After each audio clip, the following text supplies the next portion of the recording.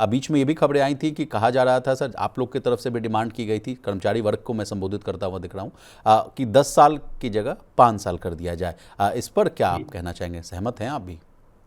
जी बिल्कुल। देखिए, हालांकि ये पे कमीशन के जो है दायरे की बात नहीं थी, लेकिन जब हम पे कमीशन के साथ बातचीत करने के लिए बैठे तो हमने जो उसमें लास्ट हमने जो सजेशन रखा था माननीय आयोग से, वो यही रखा था कि देखिए, हम लोगों को 10 साल के बाद, 10 साल एक बहुत बड़ा गैप होता है, 2 बार सरकारें आकर के चली जाती हैं। हम्म। बैंकर्स को 5 साल में मिलता है, पब्लिक सेक्टर जो अंडरटेकिंग्स हैं उनको भी 5 साल में मिलता है। तो भारत रत्न, मिनी रत्न, जितने भी इस तरह के सेक्टर्स हैं उनको भी 5 साल में सेटलमेंट मिल जाता है। जी। कर्मचारियों के मामले में 10 साल तक एक लंबा इंतजार करना पड़ता है। हमने एक एग्जाम्पल भी दिया था कि 10 साल में किसी कर्मचारी की, जो 18,000 बेसिक सैलरी वाला कर्मचारी, सपोज दैट 1 जनवरी 2016 को जो आदमी लगा होगा, उसकी 31 दिसंबर 2025 को, ठीक 10 साल के बाद, महज दिल्ली में, बाकी जगह की बात नहीं कर रहा हूं, 2 गुनी सैलरी हो पाई है। अब 2 गुनी का मतलब है 36 और सॉरी 36-37 हजार रुपए। अब आप सोचिए कि जो आदमी 10 साल से नौकरी कर रहा होगा, उसके बच्चे भी 8-8 10-10 साल के होंगे। अगर 2 ही बच्चे रख लो, माता पिता रख लो, तो 6 लोगों का जो परिवार बना, 6 लोगों के परिवार में बच्चों पर एजुकेशन पे खर्च करना है, माता पिता की मेडिकल हेल्थ पे खर्च करना है, अपने लिए भी लिविंग स्टेटस पर खर्च करना है, और ट्रांसपोर्टेशन पर खर्च करना है। 36-37 हजार रुपए में कैसे दिल्ली, मुंबई, कोलकाता जैसे महानगरों में वो केंद्रीय कर्मचारी सरवाइव करेगा? तो हमने इसके लिए ये डिमांड रखी थी, अगर इसको 10 साल ना करके 5-6 साल में कर दिया जाए। सरकार को एक एक इसमें भी चुनना पड़ेगा कि 5 साल में कर दे, 6 साल में कर दे, लेकिन 10 साल का टाइम पीरियड बहुत लंबा होता है। फिर आप पर दबाव बनता है कि हमें फिटमेंट फैक्टर ये नहीं, ये चाहिए होगा, क्योंकि लोग उम्मीद करते हैं, अपेक्षाएं करते हैं। जब आप 5 साल में अपग्रेड करोगे तो उतनी उतने बड़े बर्डन पर का भी आपको सामना नहीं करना पड़ेगा। चलिए, अब आते हैं मंजीत बाबू यूपीएस एनपीएस और ओपीएस वाले मामले पर। लगातार मैं इस चीज़ों को कवर कर रहा था, पुरानी पेंशन को लेकर हम लोगों ने जो धरना प्रदर्शन को भी जो कवर किया था, वहाँ से भी कई चीज़ें सामने आई थी सर। लेकिन जब जब सरकार की हम लोगों ने प्रतिक्रिया लेने की कोशिश की, सरकार तो संसद से लेकर सड़क तक तमाम जगह कह रही है कि पुरानी पेंशन को लेकर अभी कोई ऐसी मंशा नहीं है, हमारे पास बजट नहीं है, हम कर नहीं सकते। लेकिन सर, तमाम कर्मचारी संगठन इस बार का भी जो 51 पेज का मेमोरेंडम जो सबमिट किया, उसमें बहुत प्रमुखता से वो बात लिखी हुई थी कि अब हमें जो है ओपीएस चाहिए। इस बात पर आपका क्या कहना है? विशाल जी, देखिए, गवर्नमेंट हर बार ये कहती आई है कि गवर्नमेंट शिफ्ट कर रही है पुराने पेंशन पैटर्न से एक कंट्रीब्यूटरी पेंशन सिस्टम पर, एक ऐसा कंट्रीब्यूटरी पेंशन सिस्टम जिसमें कर्मचारी की पेंशन के लिए केवल सरकार ही पैसा ना दे, बल्कि कर्मचारी की जेब से भी पैसा निकाला जाए, वो भी अपनी पेंशन के लिए व्यवस्था करना शुरू करे। ठीक है, हमने ये बात मान ली कि चलो ठीक है, कंट्रीब्यूटरी है। तो सरकार फिर यूनिफाइड पेंशन स्कीम लेकर के आई। सबसे पहले एनपीएस में 2-3 बार बदलाव किए, डेथ एंड डिसेबिलिटी के केस में ओल्ड पेंशन स्कीम का विकल्प भी दिया। तमाम तरह के बदलाव सरकार को करने पड़े, लेकिन ये कोई मतलब जो है व्यापार नहीं है। पेंशन पेंशन एक वेलफेयर स्टेट की अवधारणा को पूरा करने के लिए बनाया गया जरिया है, ताकि जो 30, 32, 35 साल तक जो देश की सेवा देते हैं उनको बुढ़ापे पर, क्योंकि आपने क्या कर दिया, सरकार ने ये कर दिया कि कोई सरकारी कर्मचारी है तो वो बिजनेस में हाथ नहीं डाल सकता, वो बिजनेस नहीं कर सकता। कोई टीचर है तो वो ट्यूशन नहीं पढ़ा सकता, कोई डॉक्टर है तो मेडिकल प्रैक्टिस बाहर नहीं कर सकता। आपने रेस्ट्रिक्शंस लगा दिए कि भाई एक सरकारी कर्मचारी मतलब केवल सरकारी काम करेगा। अब सरकारी काम करेगा, रिटायरमेंट पर आपने भरोसे छोड़ दिया मार्केट के।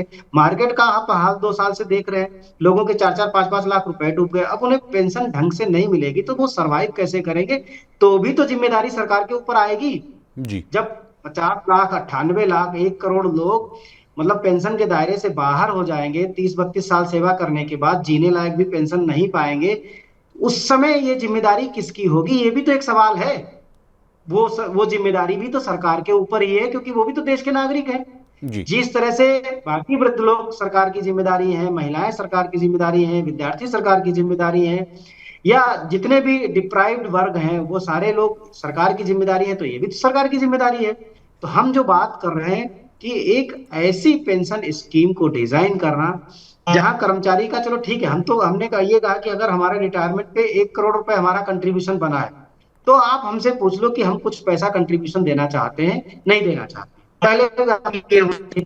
दूसरी बात ये कि सरकार का पैसा अगर हम नहीं लेना चाहते, क्योंकि सरकार तो दे चुकी, पूरी उम्र उसने जो जितना देना था दे दिया, वो एक बार सरकार की जेब से निकला, दोबारा सरकार की जेब में नहीं पहुंचता है।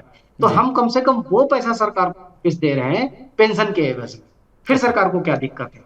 एक बार इस चीज को भी स्टडी कर ले सरकार, ठीक। एक बार हम लोगों के साथ बैठ करके बातचीत कर ले ठीक है सरकार, इस मंजीत मुद्दे को बाबू। सुलझाया जा सकता है। जी। लेकिन मंजीत बाबू, आपने अपने संबोधन में कहा कि सरकार चाहती है कि एक ऐसा पेंशन मॉडल लाया जाए, तो सरकार तो लाई भी थी सर। यूपीएस को लेकर कहा गया कि एश्योर्ड पेंशन मिला जाएगा, फैमिली पेंशन को लेकर बहुत चीज़ें दुरुस्त की गई, कहा गया 50% वो भी मिलेगा, तमाम चीज़ें कहेंगे। लेकिन उसके बावजूद आउट ऑफ मतलब समझिए कि बड़ी संख्या में लोगों ने जो है यूपीएस को ऑप्ट नहीं किया। मुझे जहाँ तक याद आ रहा है, जो आंकड़े थे 1,22,000 समथिंग लोगों ने ही जो है यूपीएस को ऑप्ट किया था।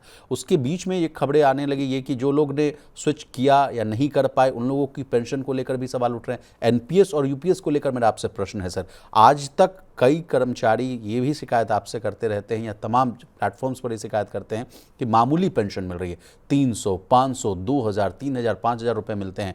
ऐसे में कैसे मेरा गुजारा होगा? इन मुद्दों पर आपकी क्या राय है? देखिए विशाल जी, पहले भी हम लोगों ने ये कहा था, यूनिफाइड पेंशन स्कीम उस व्यक्ति के लिए अच्छी हो सकती है जिसकी सेवाएं 30 साल से लंबी है और वो एक बेहतर सैलरी स्ट्रक्चर में आते हैं, मतलब उनका कम से कम सैलरी स्ट्रक्चर लेवल 9-10 से ऊपर हो।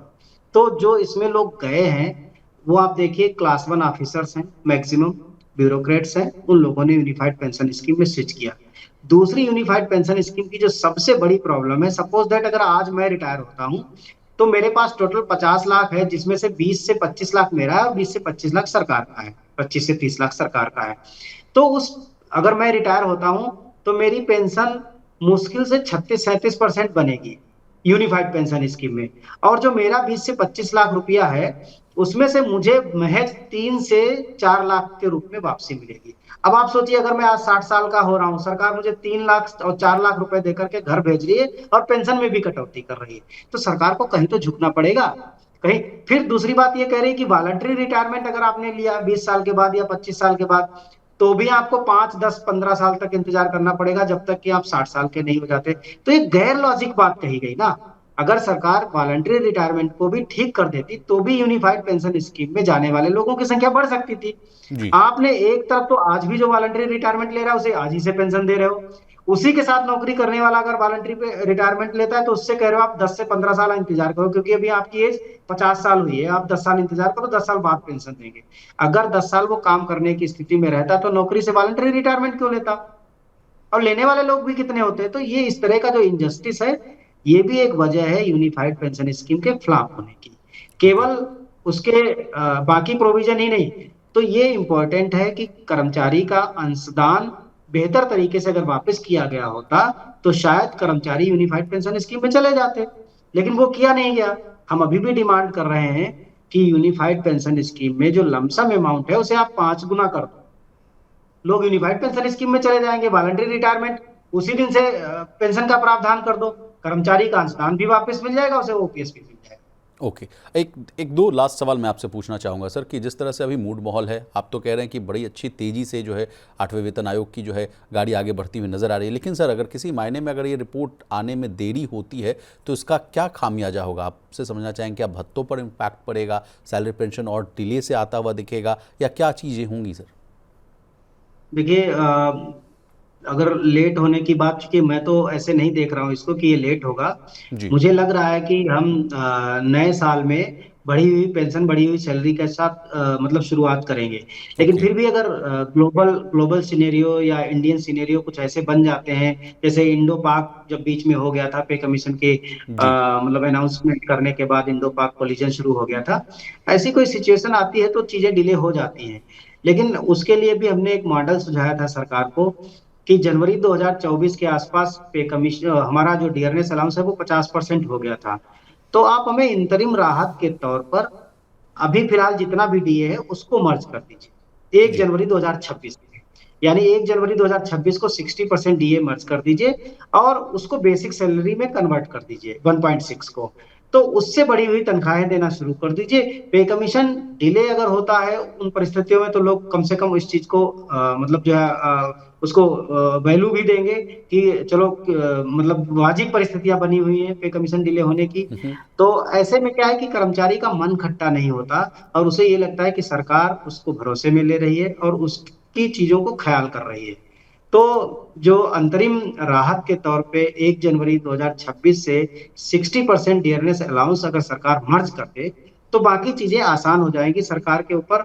एकदम से जो एरियर के रूप में पे कमीशन का जो लोड पड़ेगा वो भी नहीं, वो कम से कम पड़ेगा।